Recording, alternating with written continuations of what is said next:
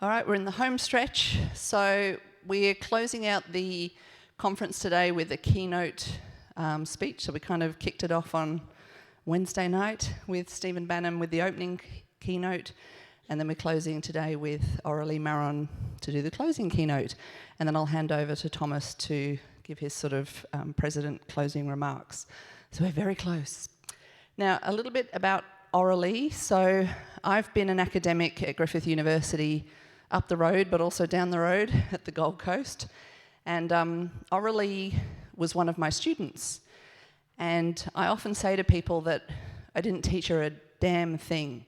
She arrived and she got high distinctions all the way through, and then she graduated. And I had very little to do with it because she was just amazing the whole way through. But what I am sort of proud of is not her lettering skills, which are amazing, but yeah, she was well on her way to learn that by herself. What I'm proud to have then walked the journey with is her business journey. So obviously when you're doing a degree in design or digital media, you're learning the skills. And then she went out and got a job, and I could see that her skills were not being fully utilised, shall we say, in a kind of design factory on the Gold Coast. And really it was COVID, where all of her clients kind of dried up, that she sort of started to say, well, you know that stuff you've been telling me? Maybe it's time I gave it a go because I've got no other options. So, you know, some good, I think, has come out of the world shutting down for a bit and just forcing people off out of their comfortable chairs and into the unknown. And for some people it works and some people it doesn't, and it's definitely worked for Aurelie. So she's basically here to kind of give you that journey and hopefully inspire some of the students, because obviously we've had a lot of, my third year students have been your volunteers throughout this entire conference, so they're the ones wearing the green shirts, and so it's very exciting for me to sort of bring full circle and just basically, you know, bring Aurelie to the stage as an example of just what's possible if you back yourself. So can we welcome to the stage Aurelie Maron.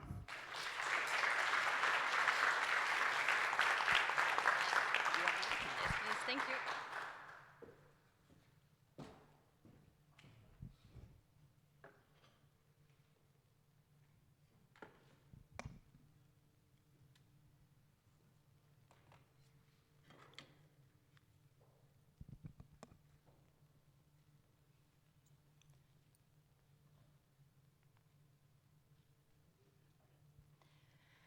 So 10 years ago, I was speaking at my very first conference. So I stood full of dreams and aspirations at typeism. Little did I know that stepping into the world of graphic design would lead me straight into a nightmare of creative limitations instead of creative freedom.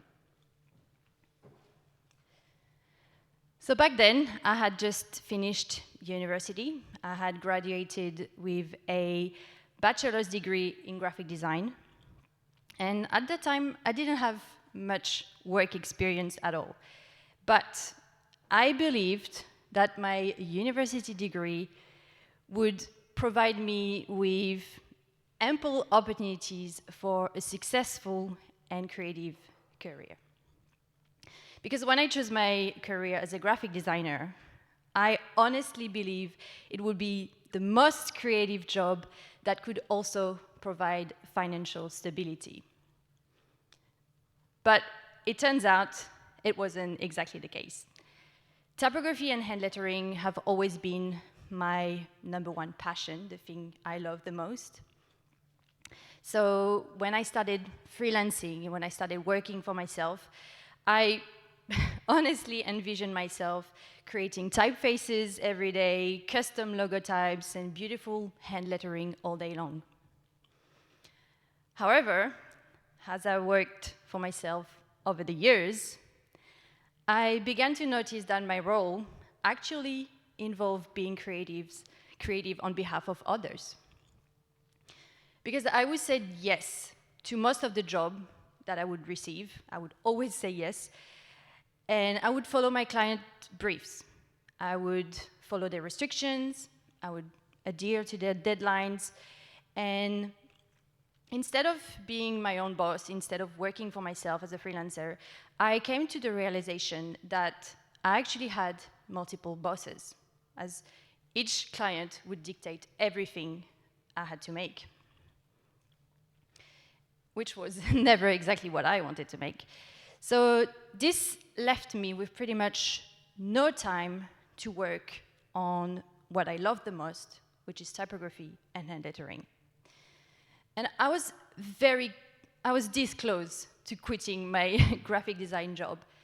But luckily for me, and you'll see why in a minute, in 2020, like most people, I was left with no work, and everything changed. Hi everyone, I'm Aurelie, and I'm a lettering artist, and I am passionate about sharing my knowledge with up-and-coming designers. And this is why I'm so excited to be here today, to share my personal journey of how lettering rescued me from a job I disliked and helped me build a thriving community where my work is valued. By the end of this talk, I hope that my story will inspire each and every one of you in some way or another, and will leave you with valuable insight and a renewed sense of possibility. So 4 years ago, when COVID hit and when I had no work at all left to do, I asked myself this very simple question: how can I do what I love and achieve professional fulfillment? In other words, how can I do the things that I want to do and still get paid for it? And this question became the catalyst for my journey of self-discovery and creative transformation. So over the past 4 years, I've made critical decisions, and I have taken unique paths contributing to my success. And I'd like to share those exact strategies with you. So I'd like to share the strategies that helped me more than double my revenue, that allowed me to work exclusively on projects I choose, and most importantly, made me excited to go to work every day. So I have distilled those strategies, those steps, into 7 actionable steps that you can follow, you can choose to follow today, and I hope this will inspire you to take action. And the first one is to learn to say no. So changing career path can be intimidating, especially when you already have a secure job. When you're transitioning from the work for hire system, which pays the bills, to self-directed projects is very challenging. It's uncertain, it's very daunting, and the reason it's so scary is simply because it's so unpredictable. You never know if you will succeed or not.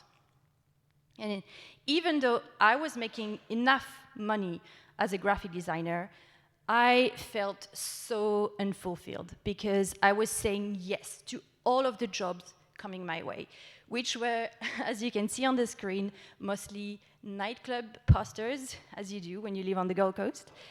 And that's why, in a way, I am so very grateful for the pandemic for pushing me to make the transition sooner rather than later. Because I had this dream of leaving this job that I disliked, and I wasn't sure how to achieve it, to be honest, and the COVID situation actually just forced me to take action.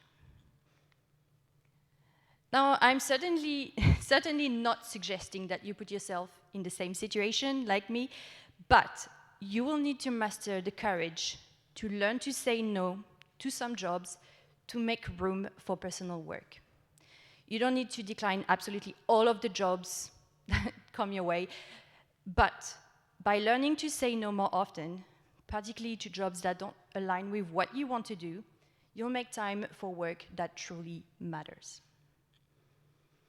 And transitioning to focus on lettering and online teaching was very challenging, don't get me wrong. However, the gratitude I received from genuine individuals with genuine aspirations, expressing their thanks for my work assured me I was in the right direction.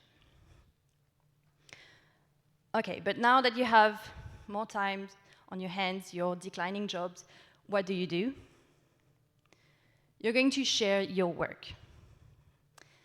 So the problem I encountered while freelancing wasn't the actual work I was doing, but rather the lack of focus on creating personal work. I never had the opportunity to showcase the work I was doing for my client, as it didn't personally resonate with me. It wasn't what I wanted to do more of, so obviously I was not going to share it. And since I had no time to work on personal projects, I never posted anything online. So my Instagram was pretty much dead. But one of the first key factors that helped me rescue my career was embracing the power of social media to showcase my lettering work. So through online platforms like Instagram, TikTok, Facebook, Pinterest, Behance, and YouTube, I was able to obviously get more eyes on my work, but I was able to reach the right audience and then turn my passion into a sustainable source of income. So let me share with you an example. I'm hoping we can get a photo in front of my artwork. So during the Lettering Style Challenge last year, I designed 31 book covers in 31 days. And here are all of the platforms where I posted my challenge daily. Now, here are all of the screenshots of all of the book design requests I received after finishing the challenge. So I received all of those book cover requests since November last year. That's quite a lot. And funnily enough, I no longer get asked to design posters for nightclubs. So this proves that if you showcase your abilities online, people will send you design requests, like I did. However, if you don't, no one will ever know what you're capable of doing. Now, I know for some of you, sharing your work online can be very intimidating, but I really think that you should embrace the vulnerability of sharing your work. Simply start small. Understand that it's not about just self-promotion, but rather about starting a conversation about your work. It's all about being authentic, which will build trust and connection with your audience. So showcasing your abilities not only invites work opportunities, but it also inspires others. But now you might be curious, what kind of personal projects do you create? And what do you actually share online? And this is where I believe that you need to find your style.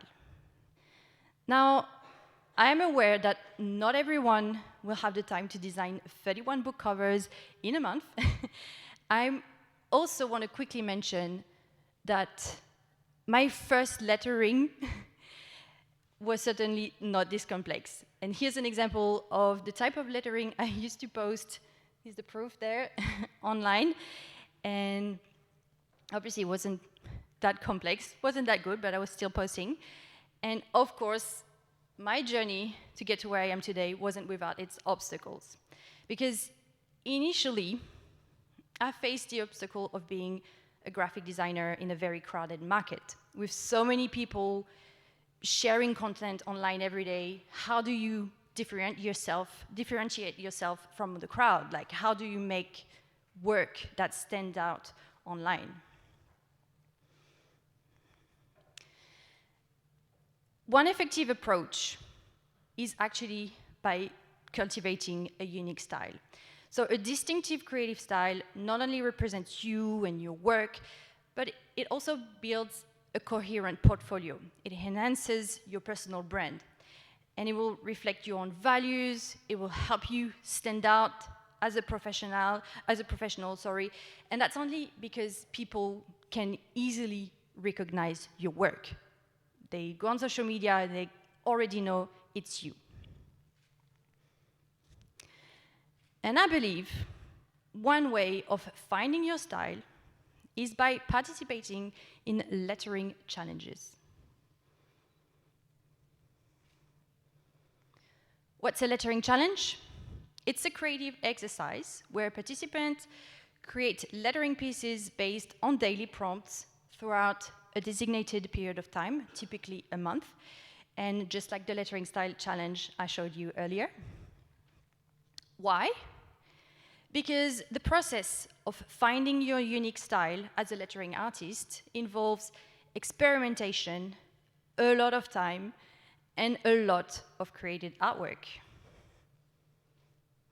And a challenge will help you refine your artistic skills, it will increase your productivity, it will provide accountability, and as we'll see in the next section, bring financial benefits. So lettering challenge can actually accelerate this entire process by providing a platform for deliberate practice and immediate feedback. And I think the reason why challenges are so powerful is because when trying to find your style, it can feel quite overwhelming. Like the idea of endless possibilities can leave you feeling completely stuck. And I just love this quote from Austin Kleon. You might know his book, Still Like an Artist, where he says, "Nothing is more paralyzing than the idea of limitless possibilities." The idea that you can do anything is absolutely terrifying. The way to get over a creative block is to simply place some constraints on yourself. And that's why challenges are so powerful. They constrain your work. By participating in challenges, I was able to cultivate a specific style, a unique style. I was able to stand out from the crowd and create a unique identity for myself. But here's the plot twist. You might never find your definitive style. That's because you may never be completely satisfied with it, never settling on one style forever. And this leads me to my next point, which is to never stop exploring. As I said, I'm certainly not suggesting you find your style once and for all and stick to it for the rest of your life. My journey certainly didn't stop after my first lettering challenge. I wanted to push myself, I wanted to explore new avenues of creativity. And exploring various styles isn't just about the aesthetic, I think it's essential for artistic growth. And I like to think of it as being in the kitchen. Let me explain. So when you go through cookbook and you're experimenting, you're trying new recipe, just like trying to find your favorite dish to cook, discovering your own lettering style is all about trying different recipes.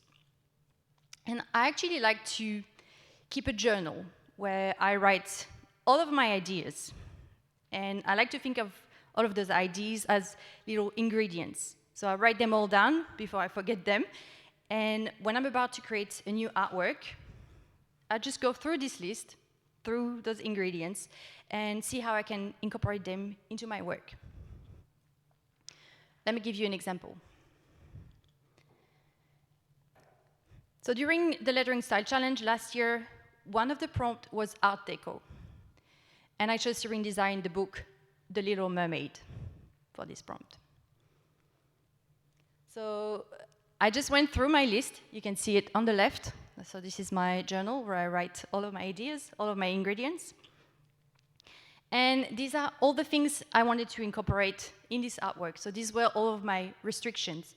I wanted to include green and gold. So these were the colors I was playing with. I wanted to include a shell and a pearl. I obviously wanted to make it look Art Deco. I also wanted to give it this underwater seaweed look, so That's what you can see here. And I also really wanted to play with a more unusual composition. So this is why at the bottom you can see the shape is kind of going up at the bottom. So the illustration was kind of a bit more combined with the lettering. So these were all of my restrictions, and this is the result. So trust me when I say, if I didn't have all of the restrictions, if I hadn't forced myself to push my creative boundaries, this would never have happened.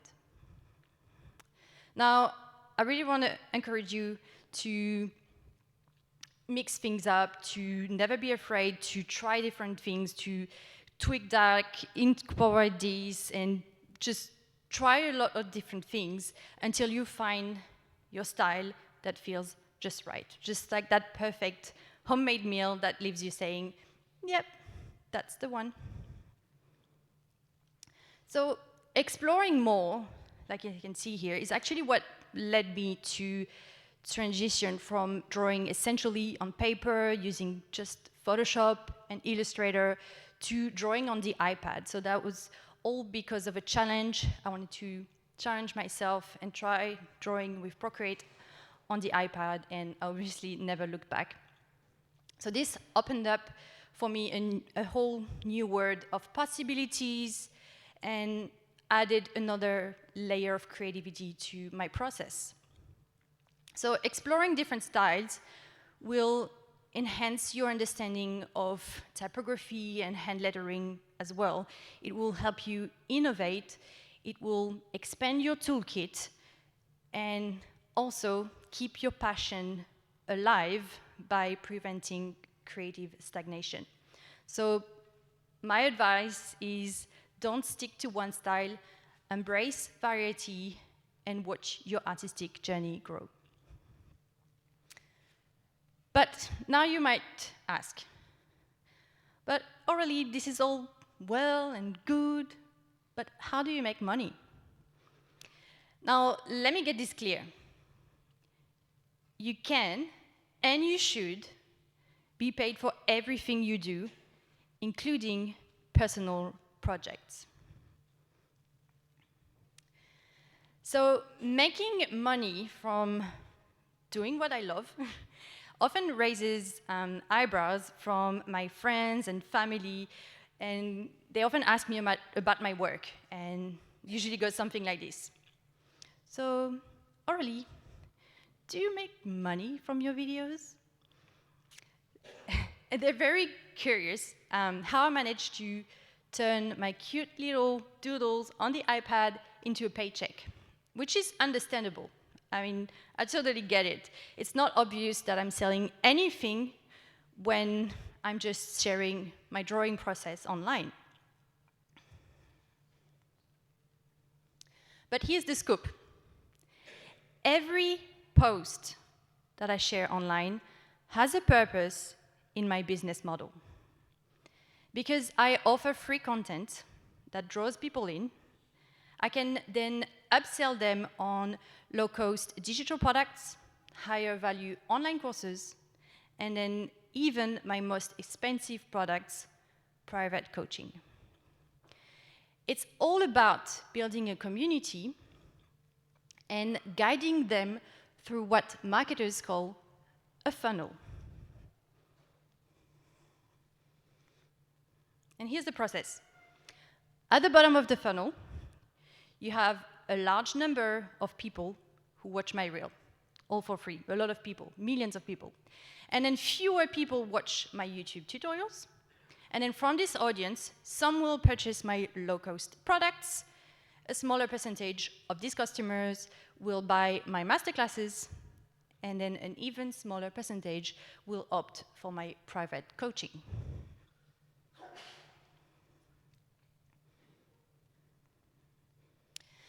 Take, for instance, my RetroSign masterclass, which, by the way, is a style I discovered while participating in a lettering challenge. So with just one reel that I post on every platform, I can guide people through the sales funnel and upsell them on additional products. So the reels actually direct people to watch the YouTube tutorial. I tell people, go watch the full tutorial on YouTube. And then after completing the tutorial, people receive a discount code for my toolkit. And then upon purchasing the toolkit, they receive an email promoting the course. And then buying the course triggers another email encouraging them to purchase a bundle containing all of my courses. And this leads to a very final email promoting my private coaching once they've completed all of my courses. So posting regularly online brings me more subscribers and potential customers, but it also keeps my work in the spotlight, which opens up to new opportunities for paid gigs as well. So this strategy of posting online as much as possible not only sustains my passion, but also ensures a steady income stream. So for those who are still wondering, yes, I do make money by posting videos online. So here's the bottom line. Turning your passion into profit is doable. But I believe that it all starts by giving value first. So sharing your knowledge not only enriches others, but it also fulfills your own sense of purpose. So I share a lot of videos online, and most of them are tutorials-based videos. So I share every technique that I use, everything that I know. I'm very open with my sharing what I do and how I do it. So I believe that when you do that, you're doing it for others, of course, you're helping them, but you're also doing it for you. Because when you provide value to others, when you teach others, you not only validate your expertise, but you also create a cycle of giving and receiving. So it's the principle of reciprocity. By giving to others, they're more likely to give back to you in some form. For example, buying your product. And that's why I believe that in order to be successful at what you do, you need to teach it. But two significant barriers often arise whenever I tell my students to teach their knowledge and share value online. First one is imposter syndrome, and the second one is the fear of knowledge theft. So imposter syndrome, it's the feeling that simply you're not good enough, you can't do it, and that can be overcome simply by recognizing your achievements, being aware of your own strength, and you only need to remember that pretty much you only need to know something that someone else doesn't in order to teach them. That's all there is to it. Now, the fear of knowledge theft is another obstacle. And it's a very common misconception that sharing diminishes your own value. I believe it's quite the opposite. Think of knowledge as a muscle. The more you exercise it by sharing it, the stronger it becomes. So to truly master something, to master anything, you should teach it publicly and consistently, because sharing your knowledge forces you to refine your understanding and communication skill, leading to mastery through practice and feedback. And I just really wanted to share this quote with you today from James Clear, where he says, "The person who learns the most in the classroom is the teacher." So providing value to your audience isn't just about sharing knowledge. I think it's about building trust and establishing your authority, and ultimately about enhancing your own sense of fulfillment. And in all honesty, nothing makes me feel more fulfilled than seeing my students work. And I truly believe that the more you give, the more you receive. And the more you receive, the more you can give. And this is why I fell in love with teaching, and I advise you to do the same. So when we think about chasing our dreams with confidence, it's very scary. But I believe that if you put in the effort, if you're staying committed, I can guarantee that it actually leads you to some pretty amazing places. I believe that if you commit, you cannot fail. Fully committing to a new endeavor like I did will require a huge amount of dedication and a willingness to invest significant effort and focus. It's not going to be easy. Oh, it also requires a really good push from your coach. Thank you, Dominique. So it's a mindset that understands that there might be challenges, there will be challenges, but remains dedicated to getting good outcomes.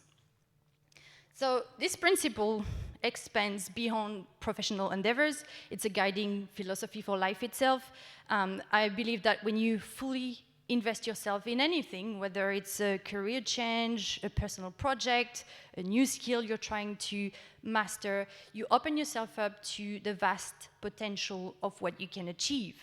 But I can assure you that if you sincerely provide value to your audience, you work on constantly improving your skills, you focus on the tasks that bring you love and that bring you joy, as well as find passion in the process, you cannot fail.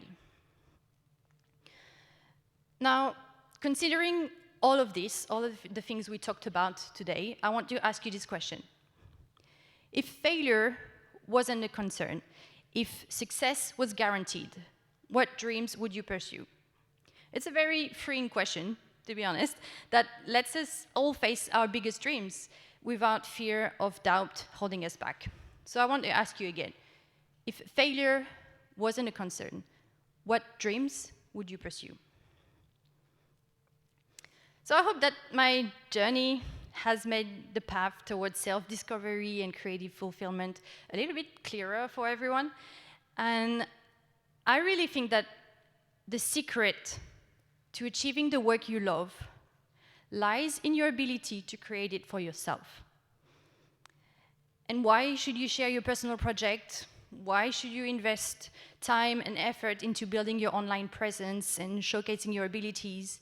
Because in doing so, you not only inspire others, but you also create a tangible representation of your capabilities and aspirations. So you demonstrate your value to potential clients and customers, making it easier for them to envision the ways in which you can work together. So it is the one thing I want you to remember from this talk. Make the work you love before you can get the work you love. Make the work you love before you can get the work you love. Invest in yourself, nurture your talents, and share your creations with the world. By doing so, you not only open doors for new opportunities, but also pave the way for a career filled with passion, purpose, and fulfillment. I hope we can stay in touch and keep this conversation going. So here's a QR code to my lettering lounge. Thank you.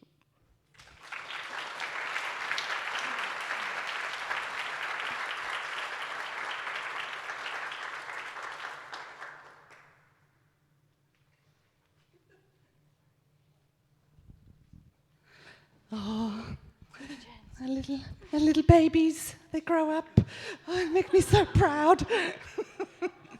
Congratulations. Thank you, I did it. Yes, I'm so proud. All right, can we have some questions from the audience, especially from my students? Come on. You've got a living embodiment of you in 10 years' time, so now's the time to ask some questions. Or anyone else, stick your hands up. All right, Elaine's got a question. Thanks. Thanks for your presentation. I'm curious. You mentioned pushing boundaries. I'm curious. How do you bridge your business between your business and AI generation? So, what's your question? How do you bridge bridge My business between and your business. AI, you mean? Yes, and Okay. AI generation. So I know it's a very controversial subject. I am not taking really any part at this stage. I do believe, however, that AI is very powerful. It's going to be inevitable. It's going to happen. So we can either adapt or die. So far, I have used AI a lot for any copywriting things. It helps a lot. I don't use it in my work. So I have used it to find inspiration, however. So I have used Midjourney to generate prompts, use that as an inspiration to put into my work, kind of like that list of ideas, ingredients. But yeah, I don't really use it at this stage, but who knows? Thank you. Any other questions? I thought I saw. Right here. Right here. Oh, we got one here. It's Right, closer. Katie. Then I'll go next. Hi, not a question, just an acknowledgement. As a student of both Dominique and yourself, I'm just so grateful to see you both and the inspiration that you are and the progress from start to where you are now. So it's just, thank you. Thank you very much. Thanks, Katie. There's a question over there. What is the next one? Right. I think Chloe had her hand up, but let's go Zintra first, and then you can do Who Chloe. was it? Great presentation. Thanks for doing that.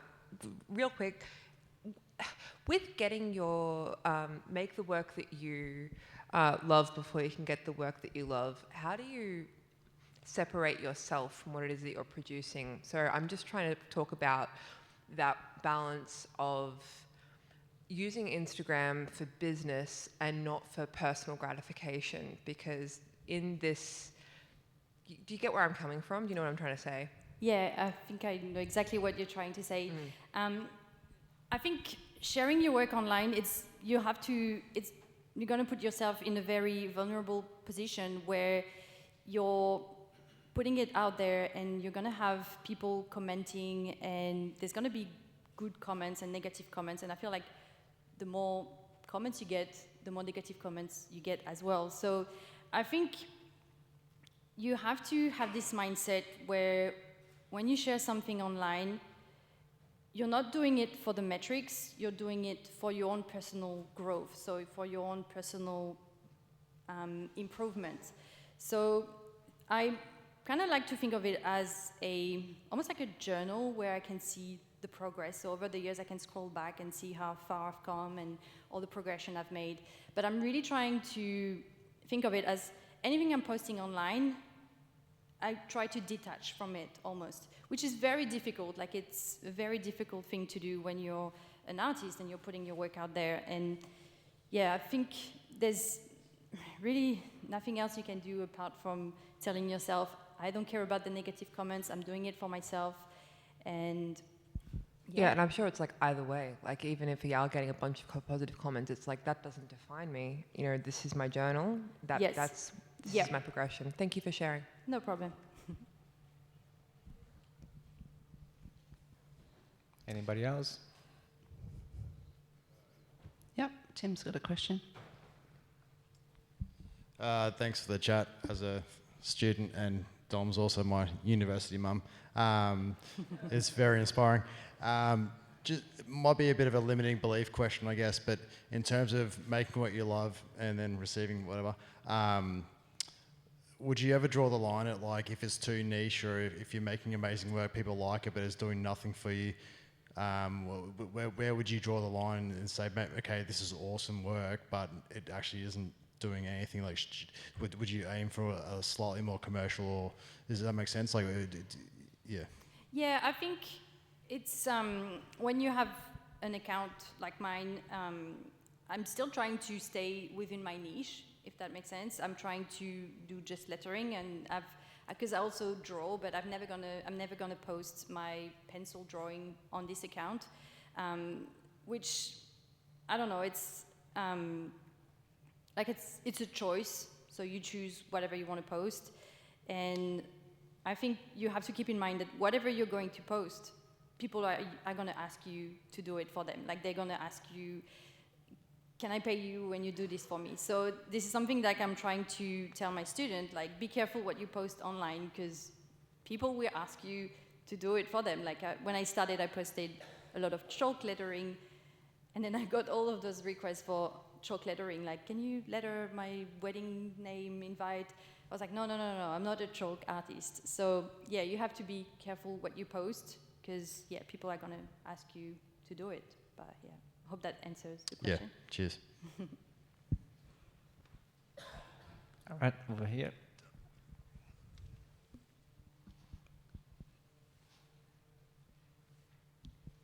Sorry, that wasn't real loud. So as a student, I have like multiple roles. So I'm not just a student. I work and do like a bunch of other things. How do you find like, and I do try to do like side projects and stuff, but how do you find to balance that and then still prioritize like graduating uni? Like I feel like as a student, I should be focusing on that more than trying to like build a following, but then also trying to build a following at the same time. So like, how would you go about managing those roles while also trying to develop your career as a like designer and as a lettering artist or anything like that? That's just one question, but I do have another one as well. Okay. Well, to answer that first, I would simply say just start small, do whatever you can. Whenever I host a challenge, like I always have people telling me, I can never do 31 prompts in 31 days, that's impossible. Then I said to them, well, just do 2 prompts per week, just do whatever you can. And I think the more you do it, the more you're gonna see what you love doing as well. And if you force yourself at the beginning to do it consistently, even a bit more than you would normally do, that's when you're gonna realize, okay, I really enjoy doing this, and I'm really good at this, and people seem to resonate with this, and I'm gonna do more of that. So I think it's all a matter of doing whatever you can at the start, but still forcing you to do it, forcing yourself to do it, and then you'll see, you can go from there. Like you see how what's gonna come out of it. And the second question is also in regards to like posting. Mm-hmm. I know that like there's controversial, like you should be posting every day or no. How frequent do you post? And is it something when you post it, do you have like a sort of a system that you like go by as well? I try to, but to be honest, like I never tell myself, okay, I need to post every day. I try just to post as much as possible. I'm also like a strong believer that you don't need to go viral. Like I actually hate going viral because you get all of those random people looking at your work that have no idea what Procreate is, and they just give you mean comments saying a computer could do that or AI could do that in 2 seconds. I'm like, no. But I think you don't need to have like a specific schedule, but as much as you can at this stage, I would say. But yeah, we do have with my sister Celine, which is in the audience, like we work together, and she tries to post at least, I would say 4 times per week, because it's like definitely related. Like whenever I post something, I have more sales, so I try to post as much as possible. But whenever I post on all of the platforms. That's something I always tell my student as well. You want to get more eyes on your work so you can post it everywhere on all of the platforms. Hope that answers the question. Yeah.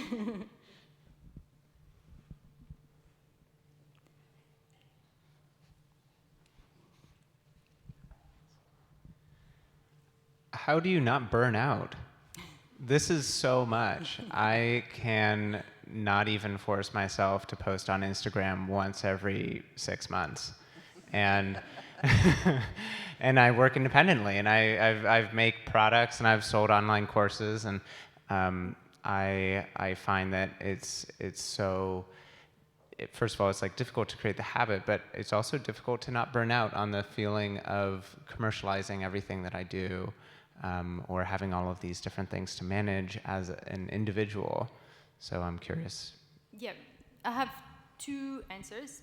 First one, I have my sister who works with me, so she's the one posting everything, so it might look like I'm posting every day, but I'm not. So getting help as well. And then the second answer, which is very relevant, is that I am passionate about what I do, so it doesn't feel like work. It's actually pretty bad because I therefore work all the time because I think about work all the time.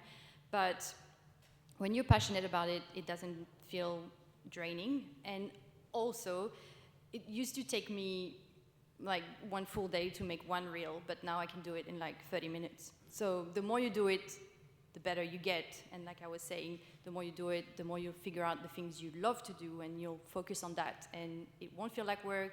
You'll get better and quicker. And yeah, and it's my full-time job. Like I can spend time doing the work I love because I'm selling, I'm getting passive income from all of these digital products that I'm selling. So I'm not worried about, oh my God, I need to get another job. I need to reach out and do like outreach emails to get new works. Like, no, I don't need to worry about that because I have put this system in place where I get so much passive income every day. I can focus on what I love, which is really what I'm like hoping to get out there today, that you can do what you love without getting burnt out. All right. Making sure to make me fit. Hi. So I like to ask you about the ideation process, as in nowadays people started ideating on the iPad itself using Procreate, or going back to the traditional way of sketching on paper and then maybe. So what do you think? Oh, I use paper all the time. So whenever I start a new project, it all starts by, you saw the book, my journal with all of my doodles. Like I usually write words, that's how my process starts. And then I would sketch roughly on paper, then take a photograph of that and then go to the iPad. So yeah, I love my iPad, but I would never give up on pen and paper. So how do you see the algorithm on social media channels when you're trying to get more visibility to your work? And what are your thoughts on paying for boosting certain content? I've never paid for ads on any social media platform. I believe in organic content, like just finding organic reach.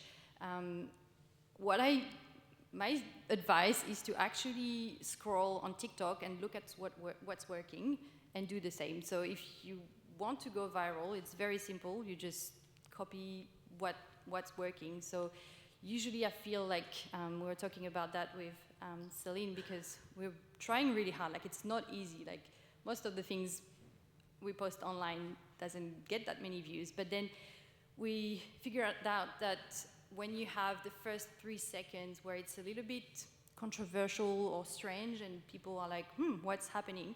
And then it keeps going, it's kind of fast-paced.